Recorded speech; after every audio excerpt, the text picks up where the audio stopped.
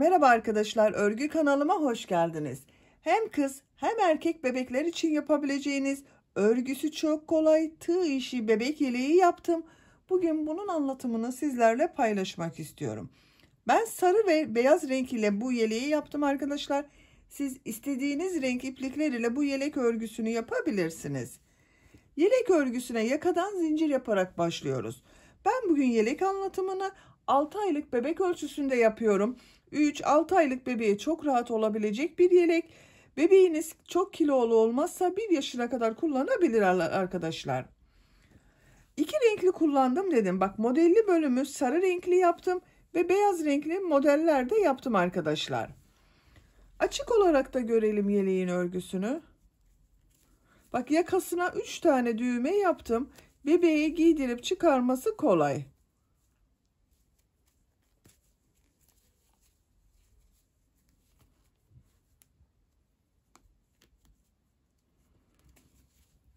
Örgünün ters tarafının görüntüsü böyle.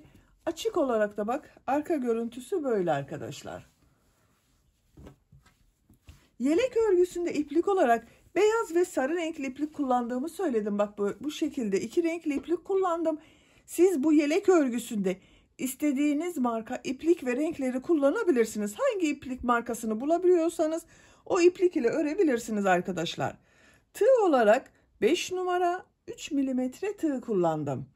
Siz daha büyük numaralı tığ kullanırsanız yaptığınız ölçü benim yaptığım ölçüden büyük olacaktır. Daha küçük numaralı tığ kullanırsanız, eliniz de sıkıysa arkadaşlar, benimle aynı sayıda başlasanız da sizin yaptığınız yelek benim yaptığım yelekten daha küçük olur. Bunu unutmayın lütfen. El sıklığı bu örgülerin büyüklüğünde çok önemli. Yakasına bak, 3 tane düğme diktiğimi söyledim. Malzemelerimiz bunlar. Ölçülerini de size söylüyorum. Örgüye başlamadan önce fikriniz olsun. Bak, kol altının buradan gövde genişliğini ölçüyorum. 25 santimetre. Yüksekliğini ölçüyorum. Kol altından gövde yükseklik 19 santimetre. Dediğim gibi bu da 6 aylık bebek için güzel bir ölçü. Siz farklı büyüklükte aylar için yapmak istiyorsanız standart beden ölçü tablosunu ben hazırladım. Bu videonun açıklama bölümüne ekliyorum. Siz izlediğiniz bu videonun açıklama bölümünde bulunan standart beden ölçü tablosuna göre yaka yüksekliğini, gövde genişliğini ve gövde yüksekliğini ayarlayarak istediğiniz büyüklükte bu yeleğin örgüsünü yapabilirsiniz. İplik tığı hazırlayalım. Hep birlikte bu güzel ve kolay yeleğin örgüsüne başlayalım. Örgü kanalıma abone değilseniz abone olmayı unutmayın lütfen. Örgü kanalıma abone olmak ücretsiz. Örgü kanalıma ücretsiz abone olup orada bulunan zil şeklinde dokunarak açık yaparsanız kanalıma video yüklediğim zaman ilk önce size bildirim gelir. Örgülerimden herkesten önce sizin haberiniz olur.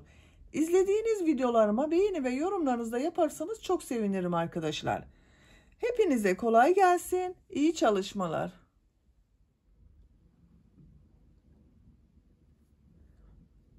Örgüye yakadan zincir yaparak başlıyoruz. Zincir yapabilmek için ilk ilmeği ben bu şekilde yapıyorum. Size nasıl kolay geliyorsa ilk ilmeği öyle yapabilirsiniz. Ve zincirleri yapmaya başlıyorum. Çok sıkı zincirler yapmayalım arkadaşlar. Bu zincirler üzerine bir sonraki sırada trabzanlar yapacağız. 80 zincir yapıyorum.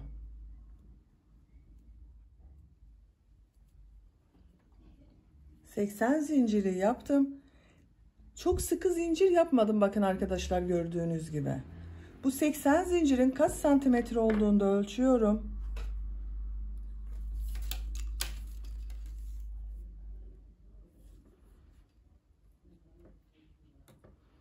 Ölçtüğüm zaman 32 santimetre uzunluk var. Benim yapacağım ölçü için yeterli. 3 zincirde dönüş için yapıyorum. 1, 2, 3. Tığın üzerine iplik alıyorum. 1, 2, 3 ilmek atlıyorum. 4. ilmek içine trabzan yapıyorum. Ön bölüm için 11 trabzan yapıyorum. Bu 3 ilmek atladığımda bir trabzan. 1, 2, 3, 4, 5 6 7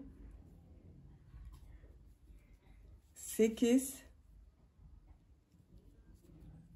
9 10 11 1 2 3 4 5 6 7 8 9 10 11 trabzanı yaptım. 2 zincir yapıyorum. Yanında bulunan, bakın, ilmek içine, aynı ilmeği değil, yanında bulunan ilmek içerisine kol bölümü için ilk trabzanı yapıyorum. Kol bölümüne 18 trabzan yapacağız. 1 2 3 4 5 6 7 8 9 10 11 12 13 14 15 16 17 18. Kol bölümü için 18 trabzan yaptım. 2 zincir yapıyorum. Arka bölüm için yanında bulunan ilmeğe ilk trabzanı yapıyorum. Arka bölüm için 22 trabzan yapıyorum. 1 2 3 4 5 6, biraz hızlı yapıyorum arkadaşlar bu arayı. 7 8 9 10 11 12 13 14 15 16 17 18 19 20 21 22. Arka bölüm için 22 trabzan yaptım. 2 zincir yapıyorum. Kol bölümü için 18 trabzan yapıyorum. Bu kolda 18 trabzan yaptık. Buraya da 18 trabzan yapıyorum. 18 trabzanı yapalım. 18 trabzanı yaptım. 2 zincir yapıyorum. Ön bölüm için 11 trabzan yapıyorum. 1 2 3 4 5 6 7 8 9 10 11. 11 trabzanı yaptım. Yakanın ayrımlarında yaptık bu sırada arkadaşlar. Bu sırada ön bölümler için 11 trabzan, kol bölümleri için 18 trabzan, arka bölüm için de 22 trabzan yaptık. İkinci sıradayız. İkinci sırada bu 2 zincir yaptığımız yerlerde 1 trabzan, 2 zincir, 1 trabzan şeklinde arttırmalar yapacağız. Bir zincir yapıyorum, örgüyü çeviriyorum. İlk ilmek üzerine trabzan yapıyorum. Diğer ilmekleri de trabzan yaparak devam ediyorum.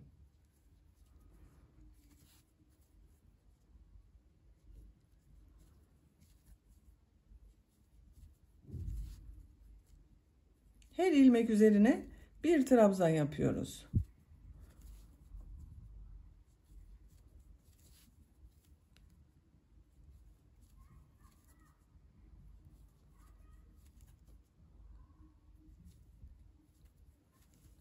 Bakın 2 zincir yaptığım yere geldim. Buraya bir trabzan, 2 zincir, bir trabzan yapıyorum.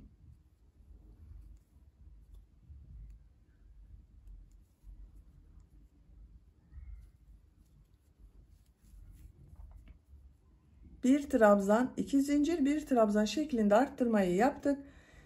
Diğer ilmekleri trabzan yaparak devam ediyorum.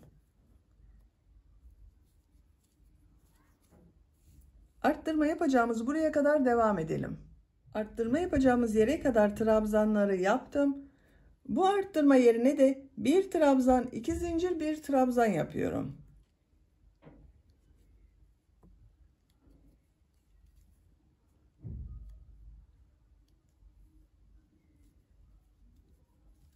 Bakın bir trabzan, 2 zincir, bir trabzan yaptım.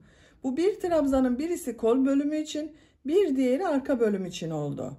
Diğer ilmekleri trabzan yaparak devam ediyorum. Arttırma yapacağımız buraya kadar devam edelim. Arttırma yapacağımız yere kadar trabzanları tamamladım. Bu arttırma yerine bir trabzan, 2 zincir, bir trabzan yapıyorum. Bir trabzan, 2 zincir, bir trabzan. Kol bölümünde bulunan ilmeklere trabzan yaparak devam ediyorum. Arttırma yapacağımız buraya kadar devam edelim. Arttırma yapacağımız yere kadar bakın trabzanları tamamladım. Bu arttırma yerine de bir trabzan, 2 zincir, bir trabzan yapıyorum.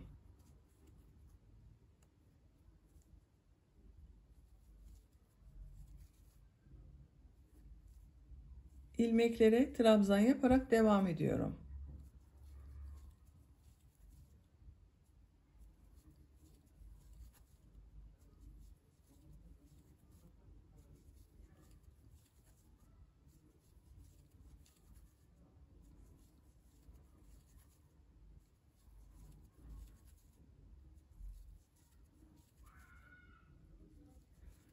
Sıra sonunda bulunan bakın bu 3 ilmek atlayarak bir trabzan yapmıştım. Bunun bu son ilmeğin üzerine tığ takıyorum. Bir trabzan yapıyorum. İkinci sırada arttırmaları da yaptık arkadaşlar. Bakın bu şekilde bu 4 noktadan bir trabzan, 2 zincir, bir trabzan şeklinde arttırmalar yaptık. Üçüncü sıradayız. Bir zincir yapıyorum, örgüyü çeviriyorum. İlk ilmek üzerine trabzan yapıyorum. Diğer ilmekleri de trabzan yaparak devam ediyorum. Her ilmek üzerine bir trabzan yapıyorum.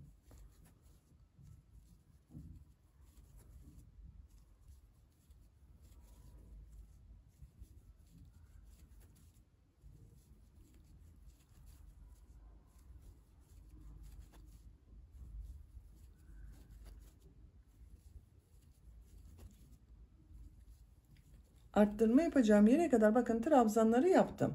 Bu arttırma yerine bir trabzan, 2 zincir, bir trabzan yapıyorum.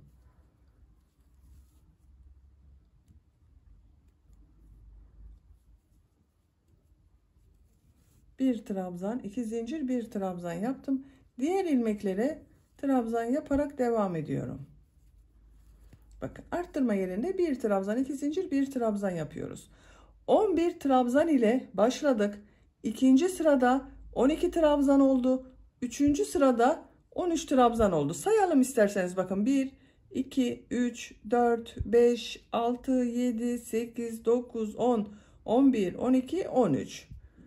Her sırada bir trabzan artıyor arkadaşlar. Bu şekilde arttırmalar yaparak sıra sonuna kadar devam edelim. Bu arttırma yerlerinde bir trabzan, 2 zincir, bir trabzan şeklinde arttırmalar yapıyoruz. Diğer ilmeklere birer defa trabzan yapıyoruz.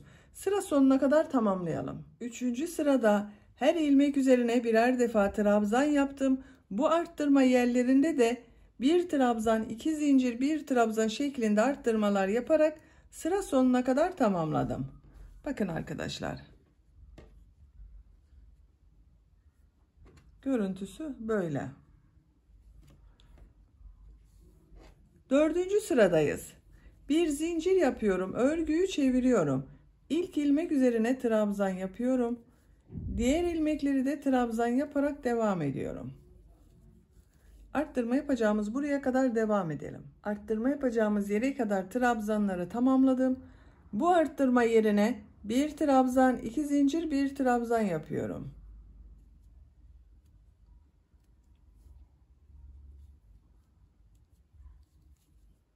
Bir trabzan, 2 zincir, bir trabzan yaptım.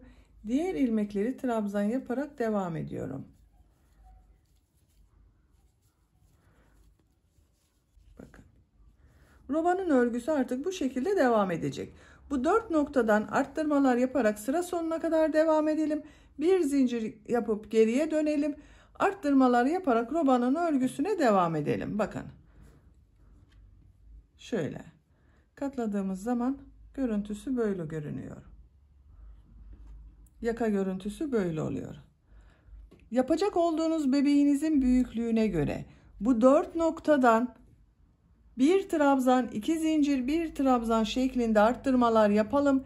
Diğer ilmeklere de birer defa trabzan yaparak robanın yüksekliğini tamamlayalım. Yakadan başladığım roba örgüsünü 11 sıra olarak tamamladım. Sayıyorum. 1, 2, 3, 4, 5, 6, 7, 8, 9, 10, 11. Santimetre olarak da ölçüyorum. Bakın bu şekilde ölçüyorum. 10 santimetre yükseklik var. Benim yapacağım ölçü için bu yeterli. Siz daha büyük bebek için yapıyorsanız bir sıra daha roba yaparsanız iyi olacak arkadaşlar. 12. sırada kolları gövdeden ayıracağız. Örgümüzü gövdenin örgüsüyle devam edeceğiz.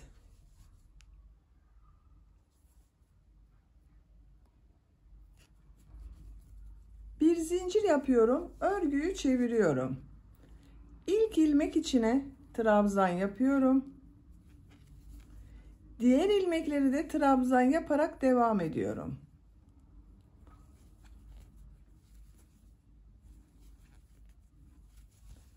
Arttırma yerine kadar devam edelim. Arttırma yapacağım yere kadar trabzanları yaptım. Bu arttırma yerine bu sırada 2 trabzan yapıyorum. Buraya kadar birer trabzan yapmıştım. Buraya 2 trabzan yapıyorum. 1, 2, 3 zincir yapıyorum. Kolda bulunan bütün ilmekleri atlıyorum. Burada bulunan arttırma yaptığım zincir boşluğuna 2 trabzan yapıyorum. 3 zincir yaparak kol altını buraya oluşturduk bakın arkadaşlar. Diğer ilmekleri de trabzan yaparak devam ediyorum. Arttırma yerine kadar devam edelim. Arttırma yapacağım yere kadar trabzanları yaptım. Bu 2 zincirin içine 2 trabzan yapıyorum.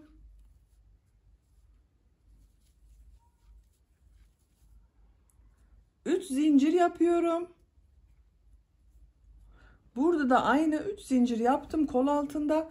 Buraya da 3 zincir yaptım. Kolda bulunan bütün ilmekleri atlıyorum. Bu arttırma yerine 2 trabzan yapıyorum.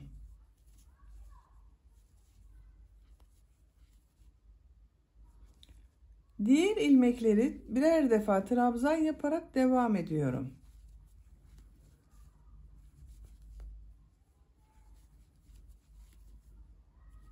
Sıra sonuna kadar devam edelim. Sıra sonuna kadar tamamladım. Bak görüntü olarak böyle oldu arkadaşlar. Bu sırada kol bölümlerini gövde bölümünden ayırdım. Bak gövde bölümünü kol altında zincirler ile ön ve arka bölümü birleştirerek elde ettim. Görüntü olarak böyle oldu. Şimdiki sırada renkli iplik ile model yerleştirmesi yapıyorum. İpliği burada kesiyorum.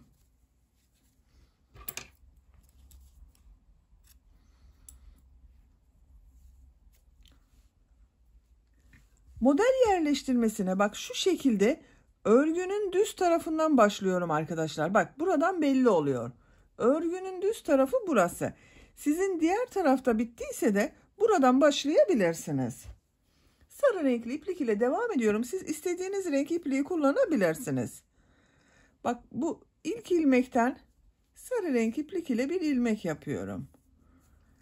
Zincir yaptım, sağlamlaştırdım. Tığ üzerine iplik alıyorum. Bu ilk ilmek üzerine bir trabzan yapıyorum. 2 defa da çıkardığım trabzanı yapıyorum.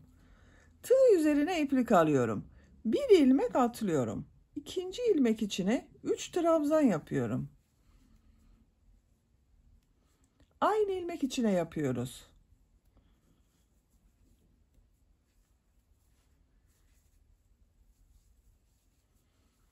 Bak bu ipleri de burada tutuyorum.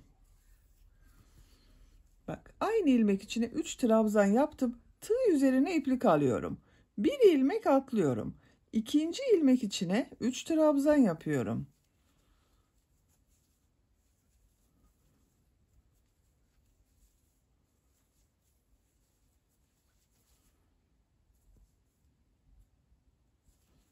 Tığ üzerine iplik alıyorum. Bir ilmek atlıyorum. İkinci ilmek içine 3 trabzan yapıyorum.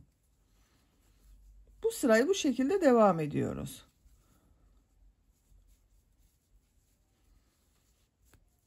Bakın. Bir ilmeğe 3 trabzan yapıyorum. Arada bir ilmek atlıyorum. İkinci ilmeğe 3 trabzan yapıyorum. Bu şekilde devam edelim arkadaşlar. Sıra sonuna kadar tamamladım. Sıra sonunda bak bir ilmeğe 3 trabzan yaptım. Bir ilmek atlıyorum. Son ilmek üzerine bir trabzan yapıyorum.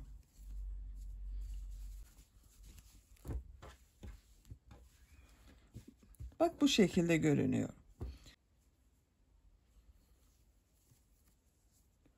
Bir zincir yapıyorum. Örgüyü çeviriyorum. Bu ilk ilmek üzerine bak. Trabzanın üzerine bir sık iğne yapıyorum. Bu bir ilmeği atlıyorum. İkinci ilmek üzerine bir sık iğne, 2 zincir, bir sık iğne yapıyorum.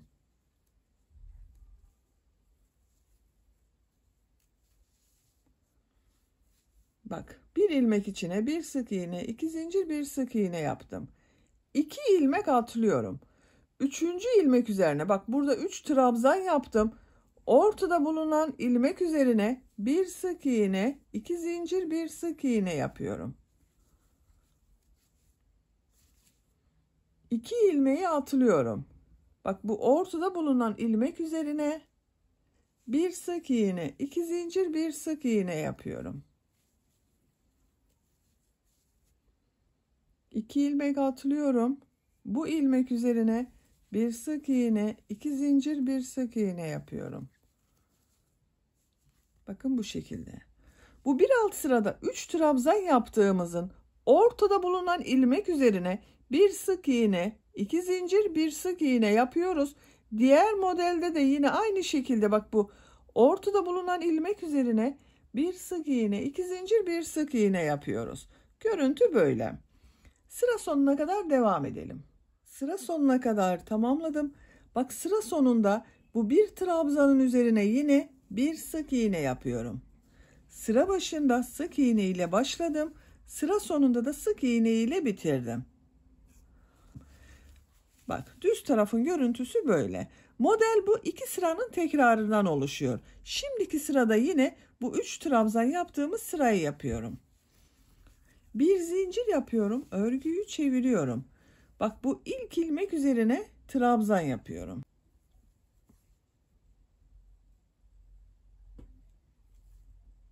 Tığ üzerine iplik alıyorum. Bu 2 zincirin üzerine bak model ortasına 2 zincir yaptım. Bu 2 zincir üzerine 3 trabzan yapıyorum.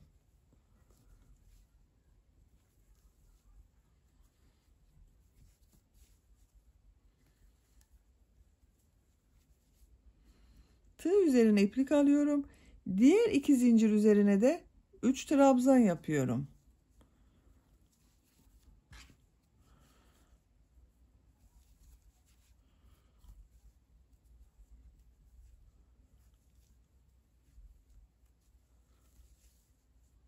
Bak bu 2 zincir üzerine de 3 trabzan yapıyorum.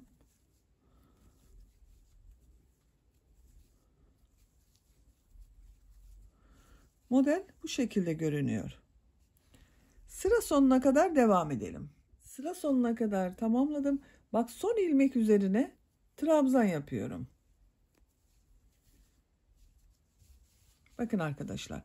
İkinci model sırasında başladım. Bu şekilde oldu. Bir zincir yapıyorum. Örgüyü çeviriyorum. İlk ilmek üzerine sık iğne yapıyorum. Bir ilmek atlıyorum. Bu ilmek üzerine bak. 3 trabzanın ortasında bulunan ilmek üzerine bir sık iğne, 2 zincir, bir sık iğne yapıyorum. 2 ilmek atlıyorum. Bak burada bulunan, ortada bulunan ilmek üzerine bir sık iğne, 2 zincir, bir sık iğne yapıyorum. 2 ilmek atlıyorum. Bir sık iğne, 2 zincir, bir sık iğne yapıyorum. Sıra sonuna kadar devam edelim. Sıra sonuna kadar tamamladım. Son ilmek üzerine de sık iğne yapıyorum. Bir zincir yapıyorum. Örgüyü çeviriyorum. Trabzan sırası yaptığım sıradayım. İlk ilmek üzerine bir trabzan yapıyorum. Bu 2 zincir yaptığım yere 3 trabzan yapıyorum.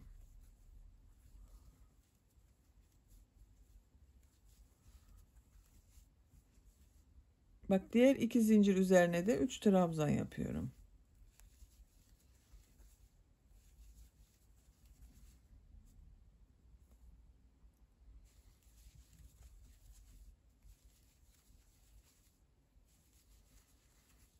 Bak bu şekilde. Gövde bölümünün örgüsü bu model sırasının tekrarıyla devam edecek. Bir sırada bu trabzan sırası yaptığımız sırayı yapıyoruz. Bir sırada da bir sık iğne, 2 zincir, bir sık iğne yaptığım sırayı yapıyorum. Bak modelin görüntüsü yakından böyle arkadaşlar. Yapacak olduğunuz çocuğun büyüklüğüne ve tercihinize göre gövde bölümünün örgüsünü istediğiniz kadar sıra sayısını tekrarlayarak tamamlayalım. Renk sıralamasını da farklı da yapabilirsiniz arkadaşlar. Aralarda beyaz renk kullanabilirsiniz. Farklı renkler kullanabilirsiniz. Rengarenk de yapabilirsiniz. Gövde bölümünün örgüsünü tamamlayalım gelelim. Gövde bölümünün örgüsünü model sıralarını tekrarlayarak bak ben tamamladım arkadaşlar. Kaç model sırası yaptığımı sayıyorum. 1, 2, 3, 4, 5, 6, 7, 8, 9, 10, 11, 12 sıra oldu. Sonda bak 2, 4, 6, 8, 9. ve 11. sırayı beyaz renkli ile yaptım arkadaşlar. Bu sık iğne ve zincir yaptığım sıradan beyaz renkli iplik ile başladım. Trabzanları da bak beyaz renkli yaptım. Bir sonraki sırayı yine sarı renkli yaptım. Bu renk sıralamasını siz istediğiniz gibi yapabilirsiniz. Santimetre olarak da ölçüyorum. 18 santimetre yükseklik var. Benim yapacağım ölçü için yeterli. Bak iplik burada. Şimdi ön patlarını yapıyorum. Ön patlarda bir sıra sık iğne yapıyorum. Bir zincir yapıyorum. Bak bu ilmek içine sık iğne yapıyorum. Aynı ilmeğe bir sık iğne daha yapıyorum. Bak bu sık iğne ve zincir yaptığım sıraya bir sık iğne yapıyorum. Trabzan sırası yaptığım sıraya 2 sık iğne yapıyorum ben arkadaşlar. Siz el sıklığınıza göre bunu ayarlayabilirsiniz. Sık iğne yaparak yaka başlangıcına kadar devam edelim. Sıra sonuna kadar bak bir sıra sık iğne yaptım arkadaşlar. Yaka başlangıcına kadar. Bir zincir yapıyorum. Örgüyü çeviriyorum. İlk ilmek üzerine sık iğne yapıyorum. Diğer ilmekleri de sık iğne yaparak devam ediyorum.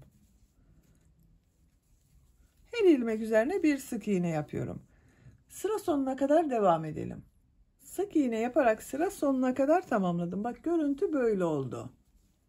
Bir zincir yapıyorum, örgüyü çeviriyorum. Bir sıra daha sık iğne yapıyorum arkadaşlar. Bak ilk ilmek üzerine sık iğne yapıyorum, diğer ilmekleri de sık iğne yapıyorum. Sıra sonuna kadar devam edelim. Sıra sonuna kadar bir sıra sık iğne yaptım. İpliği kesiyorum burada. Bak bu ön patta 3 sıra sık iğne yaptım. Diğer ön patta da buradaki yaptığım gibi sık iğneler yapıyorum. Yaka başlangıcından başlıyorum burayı da. Bak bu yaka başlangıcından ilmek yapıyorum. Zincir yaptım, sağlamlaştırdım. Sık iğne yapıyorum. Sıra sonuna kadar devam edelim. Sıra sonuna kadar bak bir sıra sık iğne yaptım. Burada 3 sıra yaptım. Burada da 3 sıra yapıyorum arkadaşlar. Bir zincir yapıyorum. Örgüyü çeviriyorum. İlk ilmek üzerine sık iğne yapıyorum. Diğer ilmekleri de sık iğne yaparak devam ediyorum. Sıra sonuna kadar devam edelim. Bir zincir yapıp geriye dönelim. 3 sıra sık iğne olarak tamamlayalım. Diğer ön patta da 3 sıra sık iğneyi tamamladım arkadaşlar. Bak 1, 2, 3. İkisi aynı oldu bakın. İplik burada. Kesmiyorum. Bu sırada pıtırcık modelleri yapıyorum. Bak bu ilk ilmek üzerine sık iğne yapıyorum. 2 zincir yapıyorum. Aynı ilmek üzerine sık iğne yapıyorum. Bir ilmek atlıyorum. İkinci ilmek üzerine bir sık iğne, 2 zincir, bir sık iğne yapıyorum.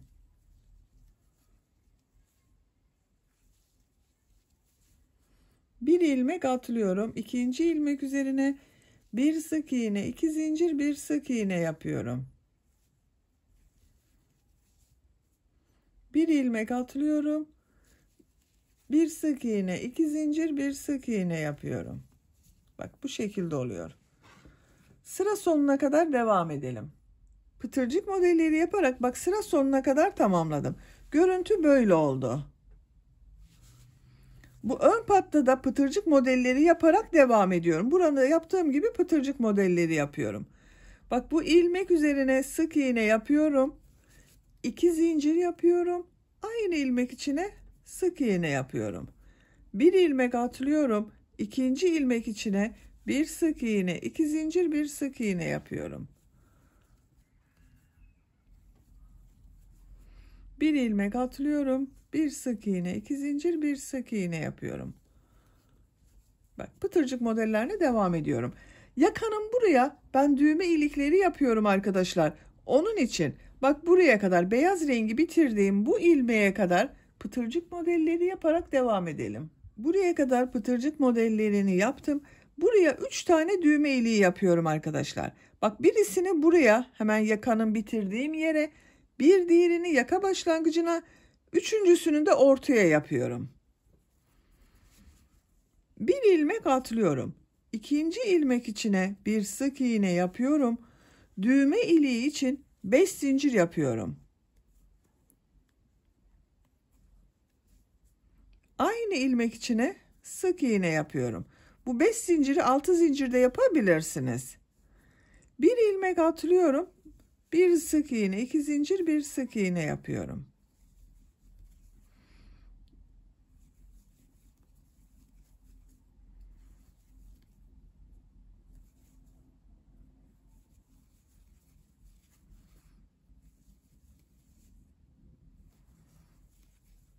Ben işaret yapmadan yapıyorum arkadaşlar. Siz isterseniz bak buralara işaret yapabilirsiniz.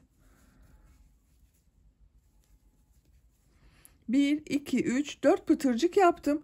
Bir ilmek atlıyorum. Bu ilmek içine sık iğne yapıyorum. İkinci düğme iliği için 5 zincir yapıyorum. Aynı ilmek içine sık iğne yapıyorum. Bak ikinci düğme iliğini de buraya yaptım. Bir ilmek atlıyorum. Pıtırcık modeli yapmak için bir sık iğne, 2 zincir, bir sık iğne yapıyorum.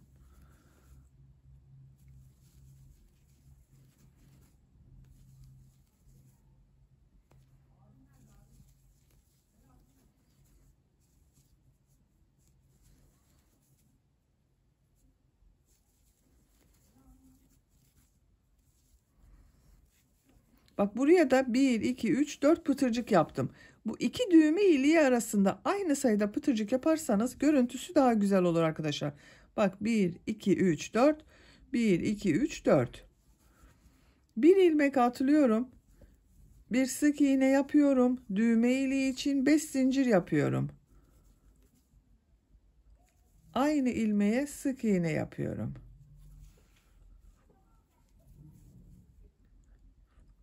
Bir ilmek atlıyorum. Bu ilmek içine bir sık iğne, 2 zincir, bir sık iğne yapıyorum. Buraya da bir tane pıtırcık yaptım. Bu ön patta pıtırcıklar yaptım. Yakaya 3 tane düğme iliği yaptım. Yaka çevresinde de pıtırcıklar yapıyorum. Diğer ön patta da burada yaptığımız gibi pıtırcık yapacağız arkadaşlar. Sadece düğme iliği yapmayacağız oraya. Bak bu ilmeği atlıyorum. Bu ilmek içine bir sık iğne, 2 zincir, bir sık iğne yapıyorum. Bir ilmek atlıyorum. İkinci ilmek içine bir sık iğne, 2 zincir, bir sık iğne yapıyorum.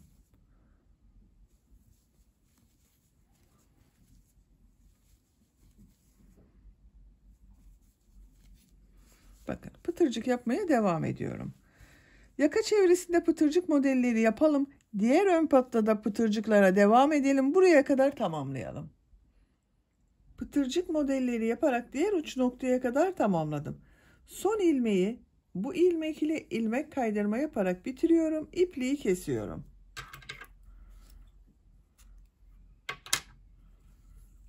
Bakın arkadaşlar. Yaka çevresinde pıtırcık modelleri yaptım. Diğer ön patta da burada yaptığım gibi pıtırcık modelleri yaptım. Görüntüsü böyle oldu bakın. Şimdi kol uçlarında da burada yaptığım gibi pıtırcıklar yapıyorum. Kol altından başlıyorum. İlmek yapıyorum. 2 zincir yapıyorum. Aynı ilmek içine sık iğne yapıyorum. Bir ilmek atlıyorum. İkinci ilmek içine bir sık iğne, 2 zincir, bir sık iğne yapıyorum. Bir ilmek atlıyorum. İkinci ilmek içine bir sık iğne, 2 zincir, bir sık iğne yapıyorum.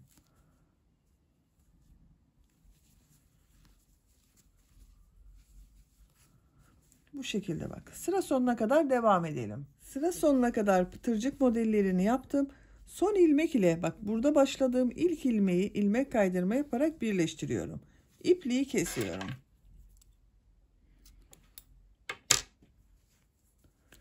Bak kol ucunda da burada yaptığım gibi pıtırcık modelleri yaptım arkadaşlar. Diğer kolun örgüsünde ben tamamladım. Bak her iki kol hazır arkadaşlar. Buralara da düğmelerini dikebiliriz. 1, 2, 3 yere buranın karşısına düğmelerini dikip hazırlayabiliriz. Böylece yeleğin örgüsünü tamamladım. Bak çok şirin ve çok güzel oldu. Çok da kolay gördüğünüz gibi. Yeleğin bitmiş olarak ölçüsünü söylüyorum. Bak kol altının buradan gövde genişliğini ölçüyorum. 25 santimetre. İnç olarak ölçüyorum. 10 inç. Yüksekliğini ölçüyorum. Kol altından gövde yükseklik 19 santimetre. Buradan itibaren tam yüksekliğini ölçüyorum. 32 santimetre. Bu ölçüde 6 aylık bebek için güzel bir ölçü. Ben bugün bu yeleği 3-6 aylık bir bebek için yaptım. Bir örgü anlatımının daha sonuna gelmiş oldum. Beni dinlediğiniz ve izlediğiniz için hepinize çok teşekkür ederim. Örgü kanalıma abone değilseniz abone olmayı unutmayın lütfen. Örgü kanalıma abone olmak ücretsiz. Örgü kanalıma ücretsiz abone olup orada bulunan zil şeklinde dokunarak açık yaparsanız kanalıma video yüklediğim zaman İlk önce size bildirim gelir. Örgülerimden herkesten önce sizin haberiniz olur. İzlediğiniz videolarıma beğeni ve yorumlarınızı da yaparsanız çok sevinirim arkadaşlar. Sizlerle yeni örgülerde görüşmek dileğiyle. Hoşça kalın, sevgiyle kalın.